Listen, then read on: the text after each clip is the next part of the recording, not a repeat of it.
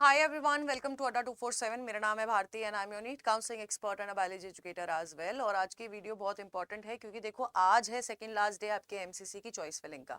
आपके 4-5 दिनों में आपका रिजल्ट भी आ जाएगा एमसीसी का प्रोविजनल वाला। अब इम्पोर्टेंट क्या है कि बहुत सारे स्टेट्स की काउंसलिंग भी साइड बाय साइड चल रही है और आप अब इस पॉइंट ऑफ टाइम पर आपको अपना स्टेट और एमसीसी काउंसलिंग कैसे मैनेज करनी है।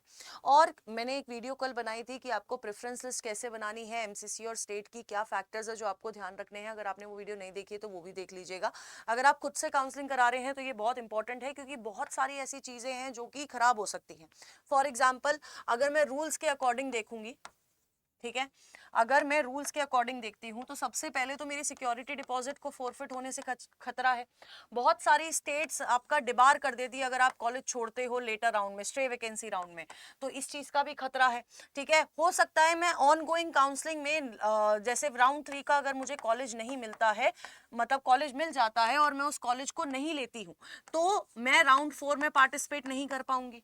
ठीक है, और इसके अलावा आपका एमसीसी और स्टेट में जो रिजाइन का टाइम होता है वो रिजाइन का टाइम बड़ा क्रूशियल है, क्योंकि अगर आप इस दौरान इस टाइमलाइन के दौरान रिजाइन कर देते हो तो सब कुछ ठीक है, और अगर आप इस दौरान रिजाइन नहीं करते हो, आप बाद में रिजाइन करते हो, तो हो सकता है उस पर्टिकुलर स्टेट का आपको बॉन्ड भी फिल करना पड़ जाए। ठीक है, क्या फिल करना पड़ जाए? बॉन्ड भी फिल करना आपको पड़ जाए। तो ये सारी चीजें हैं जो आपकी खराब हो सकती है। तो आपको देखो क्या करना है। अभी एमसीसी का राउंड 1 का चॉइस फिलिंग कल तक है, लॉकिंग कल हो जाएगी। ठीक है, इसके बाद आपको क्या करना है, सबसे इंपॉर्टेंट चीज कि जब आपका रिजल्ट आएगा, हो सकता है आपकी स्टेट के रिजल्ट में 3 से, मैं बोल रही हूँ 6 से 7 दिन का गैप हो, से 6 to 7 डेज में आपका स्टेट का राउंड 1 का रिजल्ट आ जाए। ठीक है, अब रिजल्ट के बाद यही टाइमलाइन है जिसमें आपको रिपोर्ट भी करना है। ठीक है, और आपको अपने स्टेट के राउंड 1 के रिजल्ट के लिए वेट भी करना है। ठीक है, दोनों के लिए वेट भी करना है। अब इंपॉर्टेंट क्या है? इंपॉर्टेंट ये है कि जब हम लोग देख रहे हैं इस सिनेरियो को, तो एमसीसी से हो सकता है कि आपको बहुत दूर कॉलेज मिले, है ना, बहुत दूर कॉलेज मिले, तो अब तो हमें ऑनलाइन अपग्रेडेशन की सुविधा है। ठीक है, अपग्रेडेशन की सुविधा है।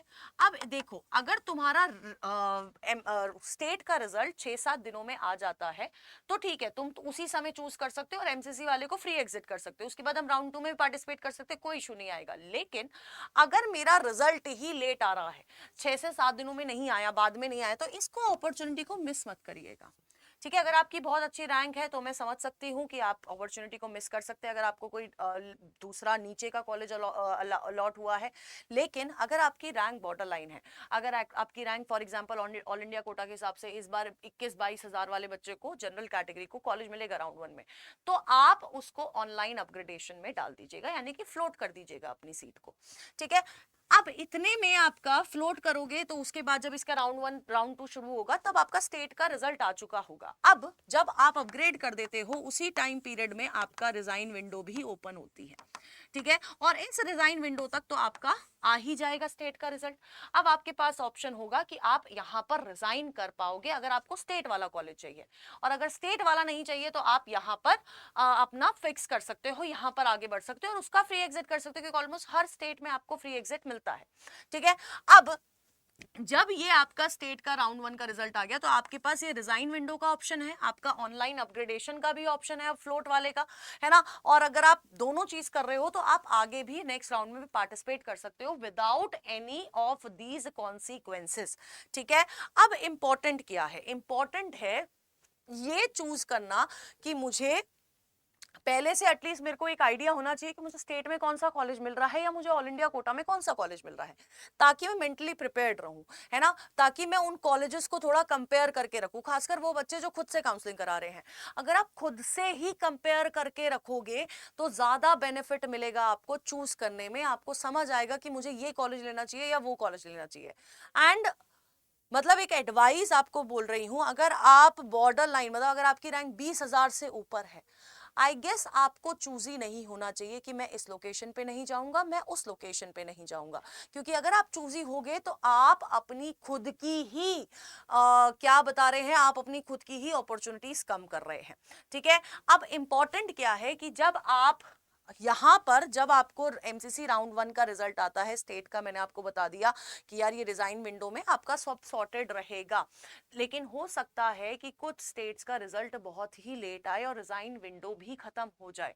उस केस में आप लोगों को एक चीज ध्यान रखनी है कि आपने यहाँ पर अपग्रेड के लिए डाला है, इसमें पार्टिसिपेट करो, उधर पर आप ये स्टेट का राउंड 1 वाला कॉलेज जो भी मिलेगा आप उसको छोड़ के आगे वाला बढ़ जाओ, है ना, या तो फिर आपको यहाँ पर रिजाइन के कॉन्सिक्वेंसेस फेस करने पड़ेंगे। और यूजुअली ऐसा होता है एमसीसी राउंड 1 के बच्चों को राउंड 2 के बाद भी रिजाइन विंडो फिर से ओपन कर देती है। ठीक है, तो इसमें इतनी टेंशन लेने वाली बात नहीं है, बहुत इजीली मैनेज हो जाएगा। आपको बस ढंग से अपनी लिस्ट बनानी है और इन सारे रूल्स का ध्यान रखना है ताकि ये सारे कॉन्सिक्वेंसेस ना हो, है ना। आप देखो राउंड 3 और राउंड 2 में मेजर कॉन्सिक्वेंस है, राउंड 1 बहुत ईजी है ना, आप हम लोग इसको बहुत ईजिली मैनेज कर सकते हैं। ठीक है, बट राउंड 2 और मेजरली राउंड 3 में बहुत ज्यादा कॉन्सिक्वेंसेस आपको फेस करने पड़ सकते हैं।